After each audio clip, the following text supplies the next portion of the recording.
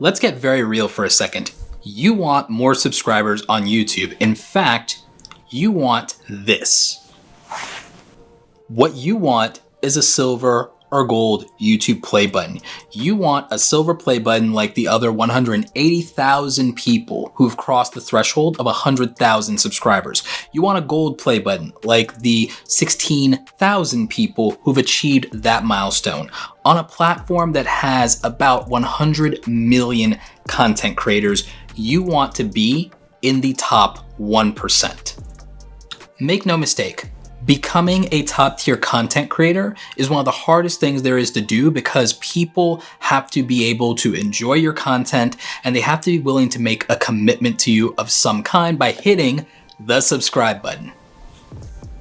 And when you're asking for people's time and attention, and when you're asking for big commitments from them, it should be hard.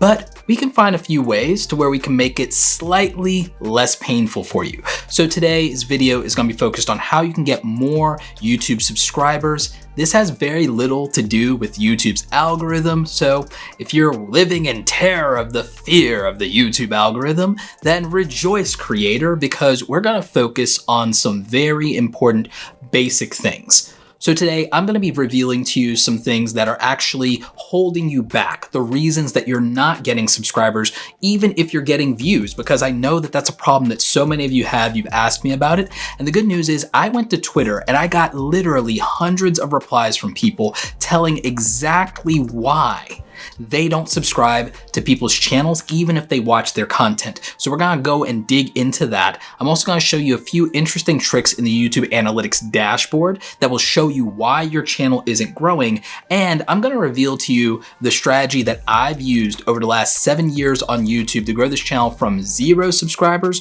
to well over 400,000 subscribers, how I actually got my first 100,000 subscribers on YouTube and my coveted silver play button, and what I think you need to know. So let's jump into the video.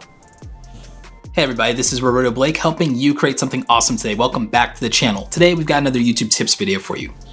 Today I want to focus on how to help you get more YouTube subscribers. I don't care if you have 100 subscribers and you're trying to get your first 1,000. Maybe you have 1,000 subscribers on YouTube and you're trying to climb the ladder to 10,000. Maybe you want to get to 100,000, or maybe you're even a content creator with 100,000 subscribers that's feeling stuck and you don't know what you're doing wrong. It's one of the most frequently asked questions that I get here on the YouTube channel. What am I doing wrong? Let's start with some things that might be holding you back. Let's start with some reasons that my audience over in Twitter, and if you guys ever want to interact with me on Twitter, you can follow me at Roberto Blake over there. I did like this really just open thread and hundreds of people responded to it and told me exactly why they don't subscribe to a YouTube channel, even if they're watching those videos. It may not surprise you to find out that one of the key reasons that people don't subscribe to YouTube channels is they don't relate to the content creator, or they don't respect that person, or they just don't connect with them emotionally and they don't like their personality. Now here's the thing. If you want to be an authentic content creator, there's not a lot you can do about this beyond focus on the people that do like you. In life, in general, there are going to be people who reject you. There are going to be people who say no. There are going to be people you cannot get along with. And that's okay. Instead, focus your energy on the people who are saying yes, and focus on attracting more like-minded people to your channel. One of the first things that I tell content creators is to be intentional about who their audience is. One of the reasons people struggle on YouTube that we will talk about is a lack of focus, but it's not just about niching down and just focusing on one single topic. When I talk about niches, I'm really talking about what is the culture or community that you want to be a part of and where you feel that you can bring some new value. There are people who are going to relate to your perspective and point of view. It might be a smaller group, it might be a larger group, but the thing is, there's no point in pursuing people where the answer is most likely going to be no. And one of the ways that we focus on the yeses is we respond to every comment when we're trying to grow. When you are trying to grow, especially in the early stages, the most aggressive thing you can do is respond thoughtfully to each and every single comment. And when you're not getting a ton of them, it's not that big of a challenge to do. So this is how we put the audience first, and that is what is going to get you a subscribe. You make a commitment to people, you do right by them. Guess what? It's not that hard to get them to do something when you ask for just something as small as the support of hitting the subscribe button. Another reason that people don't subscribe to a content creator is infrequent uploads. We've already talked about whether uploading more grows your channel faster. I've done a whole video on that because I know that there's a lot of people who ask that question constantly. Would I grow faster if I just upload more? It's a really complex thing, and I did my best to break it down for you with real data and with some good information. So I'm going to link to that video in the info card up here and the description down below if you want to know, does uploading more content to YouTube grow your channel faster? Now, what I will tell you is you miss every shot you don't take. So taking more shots definitely can improve your odds, improve your chances. You also get to see what does and doesn't work for people, and you get to see what you enjoy doing more, especially if you're a new content creator. But even if you're an established content creator, being consistent and putting out content on a regular basis makes it easier to get new subscribers. It also makes it easier to kind of maintain some momentum with the subscribers you already have in terms of them checking back for content. A lot of you may be surprised, or maybe you're not. Depends on how long you've been doing YouTube. You might be shocked to hear me say that there are a lot of myths around loyal subs. And the big problem is a lot of you assume that having more subscribers would get you more views, when it's the opposite that's true. Getting more views would get you more subscribers. And in fact, you also may be under the mistaken impression that YouTube is pushing your content to your subscribers. If you look at your YouTube analytics, you'll find that this is not true. This is definitely something that's not happening for the far majority of us. In fact, comment down below and tell me what percentage of your views on YouTube when you look it up come from your subscribers, because I'm sure everybody's really curious about that. My guess is that it's not even 50% for the far majority of you. But here's the good news about that. It means people who are viewing your content that are non-subscribers are getting the opportunity to find and discover your content, and that is actually the path to growth. The thing is, you have to get them to subscribe. And when someone subscribes, they're saying and signaling that they want more of this content, which means that being consistent about the type of content you make and the type of audience you're catering to is your best bet to not only get new subscribers, but to get people who will come back and be loyal. And if you want to avoid the YouTube algorithm and depending on the YouTube algorithm, because I know a lot of you are obsessed with YouTube's algorithm, you're obsessed with what it is or isn't doing for you, you're obsessed with gaming it. Here's the truth. If you actually have an upload schedule and you honor that upload schedule, you can bypass the algorithm, because there's nothing on YouTube that stops someone from showing up Monday, Wednesday, Friday at 5 p.m. Eastern Standard Time to watch your videos if you have a schedule. There's nothing in the YouTube algorithm that stops anybody from showing up Monday, Wednesday, and Friday if you're gonna upload Monday, Wednesday, and Friday at 5 p.m. Eastern Standard Time. You could just get around the entire thing by having a schedule. Most content creators, whether they're big YouTubers or small YouTubers, focus on their most recent video, the thing that they just put that effort into. But the channel acts as a whole to grow you. I get a lot of my growth and momentum off of the large back catalog of content I have. The downside is how much the variety of my content is, and the fact that it appeals to a lot of different audiences. It makes it look a little bad to some of you that my new uploads don't get as many views as you think that they should have. I will remind you though that PewDiePie, being the biggest YouTube content creator, has a 1 to 5% subscriber to view ratio. I've never really felt that subscriber to view ratios are important. YouTube says that they're not important, and the reality is they have nothing to do with how good your content is. It has to do with whether people can find it or not.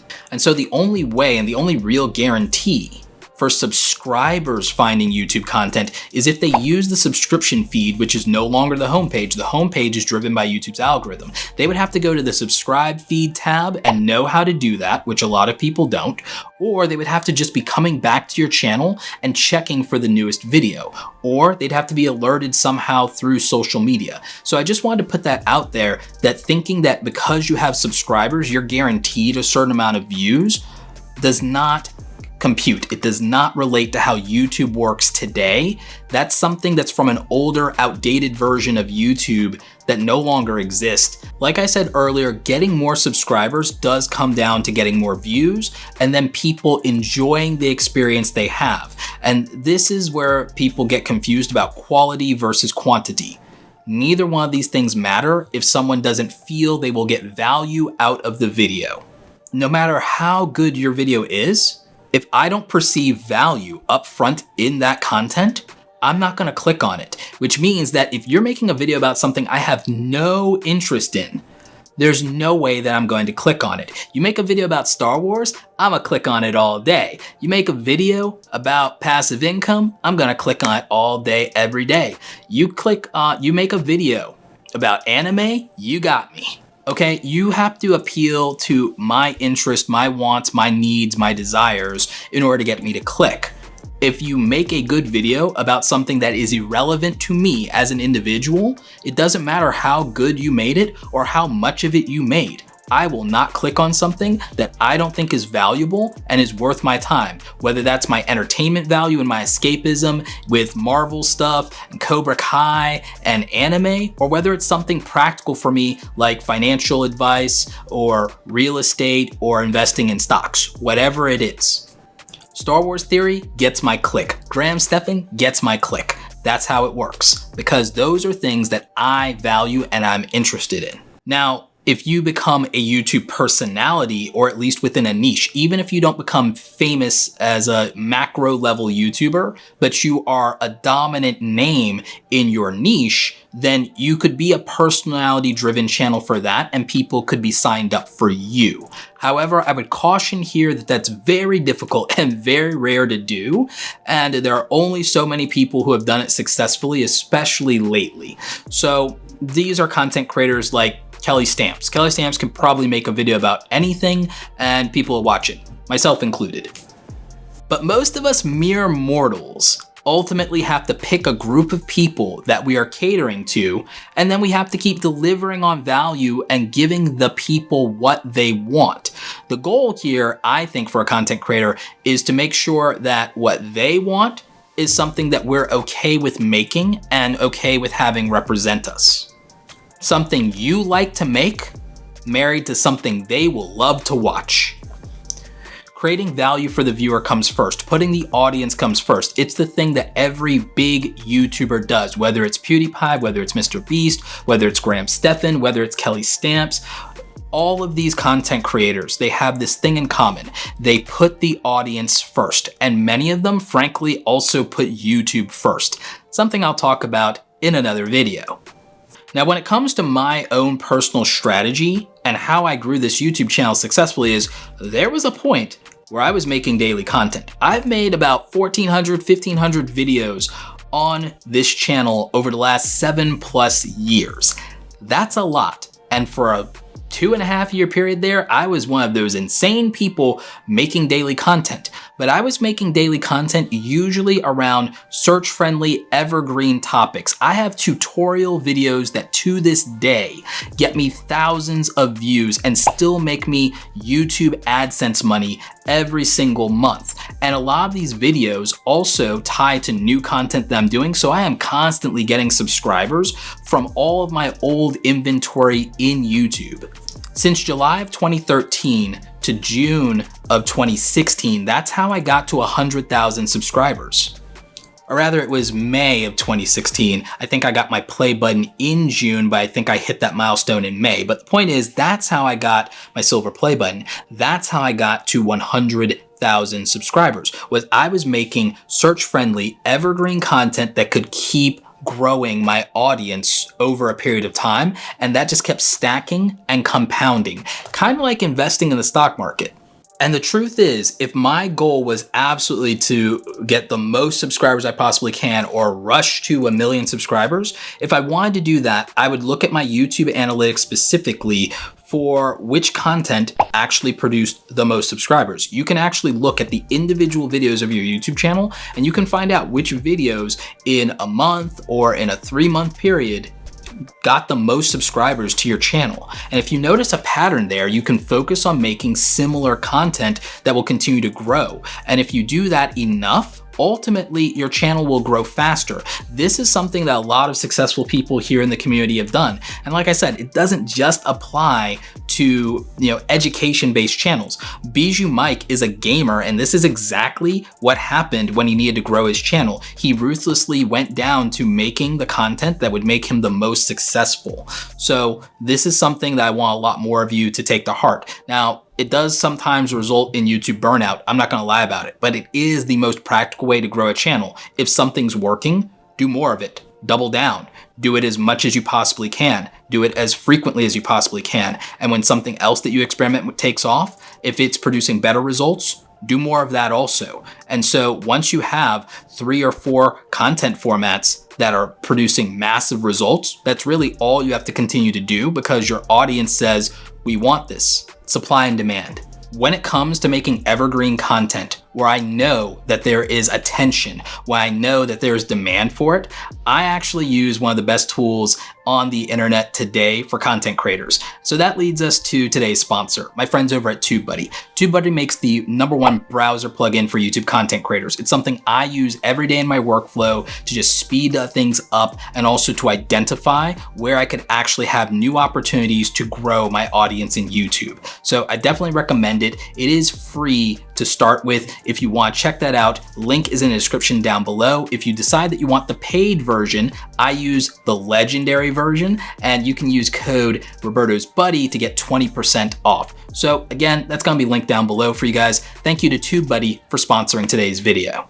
Just remember, part of putting your audience first is making the best quality content you can for them, making it as frequently and consistently as possible. So that's the quantity part. But above all else, there has to be value for them in the video. You have to make content that is relevant to your target audience. And that has to be a specific group of people that can relate to you and who will like your personality and will respect the thing that you are doing. So question of the day: how are you going to put your audience first? And if you're struggling with that one, then just feel free in the comments to ask me any questions you have about YouTube, and I'll try and see if I can make a video about it or link you to a video here on the channel that answers that question. Like this video if you like it. Don't forget to subscribe. As always, you guys, thanks so very much for watching, and don't forget, go out there and create something awesome today. Take care.